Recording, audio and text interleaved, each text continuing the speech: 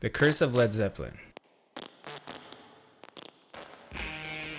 Formed in London in 1968, the group consisted of vocalist Robert Plant, guitarist Jimmy Page, bassist and keyboardist John Paul Jones, and drummer John Bonham.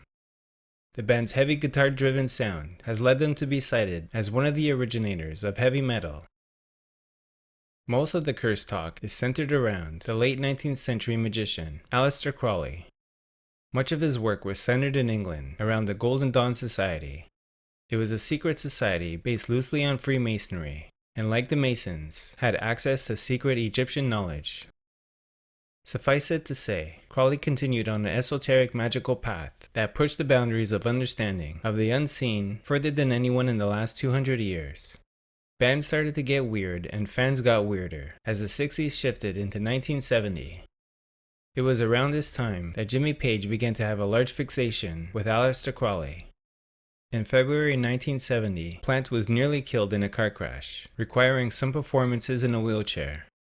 Then 2 months later, Plant's Aston Martin fell on him while he was working under it, crushing his ribs. This is around the time when supposedly Page asked the band to perform a magical ritual with him, a ritual that would bring the band unimaginable power. This type of magic is nothing to fool around with. It supposedly involves forces with power beyond any human imagination and is not to be trifled with by anyone who is not properly trained. Page allegedly got the band -1 to join in an ancient ceremony. John Paul Jones was either skeptical enough or learned enough to stay far away from this idea. The first evidence of this pact showed up on Led Zeppelin 3, written into the vinyl with "So Mote It Be" on one side and "Do What Thou Wilt" on the other. These are basic stock phrases that are in the core of Crowley's belief system. It was on Led Zeppelin 4 that the symbolism became more overt. No band name or title graced the cover or spine. Inside, a haunting painting of the Hermit, a powerful tarot card symbol, was a soul image.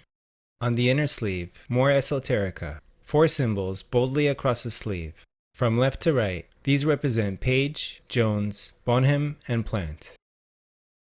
Page has said in interviews that most of these were taken from Rudolf Koch's 1955 Book of Signs, a collection of ancient and magical symbols from across the world. According to Pamela Desbarres, main squeeze of Page during this era, Jimmy got very deep into Crowley's myth. Then in 1970, Jimmy Page purchased Crowley's mansion, Boleskine, located in Loch Ness, Scotland. Page said that the house had a history of suicides, which was true. London Magazine Disc and Music Echo featured a cover story in their April 22, 1972 issue entitled, "Jimmy Page on Magic." My house used to belong to Aleister Crowley. I knew that when I moved in. Magic is very important, if people can go through it. I think Crowley is completely relevant to today. We're still seeking for truth. The search goes on, said Jimmy Page. Jimmy Page was now seriously obsessed with Crowley's work. Visitors to Boleskine said that at night, the outdoor patio was awash with shadows, phantoms and ghostly shapes, residue from decades of conjuring spirits. Maids and servants were a quick turnover in employment, as all agreed that the place was haunted to the point of being uninhabitable and beyond creepy.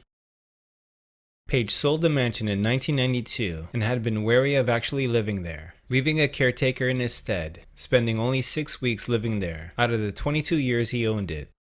The mansion burned down in 2016 with no cause ever found.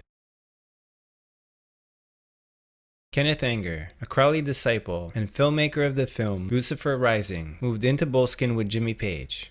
Page and Kenneth Anger had a love-hate relationship, and Anger was eventually asked to leave Page's house, where he had been living as the friendship fell apart. Anger privately mentioned that he had cursed Page and Zeppelin with one monster of a spell that he conjured. This is when things really started to get weird.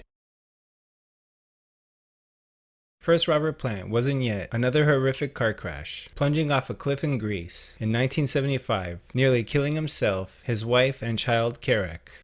This forced the cancellation of the remainder of the physical graffiti tour and postponed the recording of Presence, which Plant was forced to record in a wheelchair.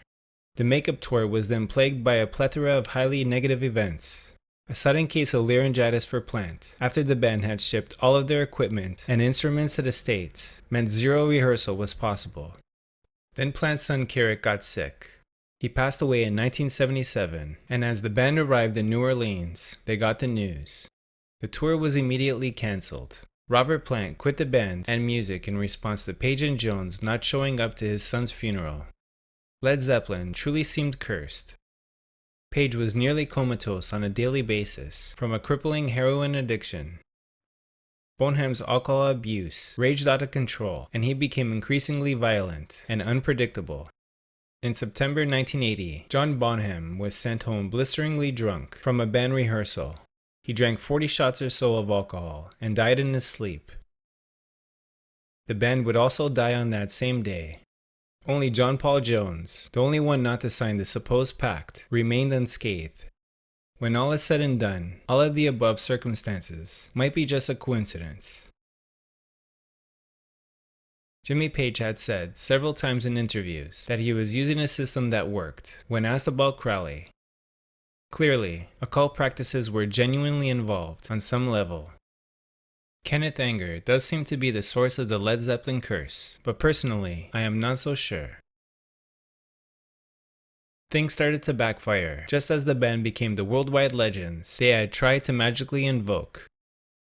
Perhaps Page had violated the fourth pillar of commandments, to be silent, by dropping some larger hints as to what he was into in his 1970s interviews. Black magic is notorious for either backfiring or not working in the way it was supposed to. Looking back on Page's career since 1980, his level of heroin addiction, lack of production musically, and failed Zeppelin reunions, after nearly 2 decades of brilliance, it makes me wonder. Literally nothing happened to him, good or bad, just as it was phrased, and some unusual deaths to go along with it is just enough to make you wonder, really wonder.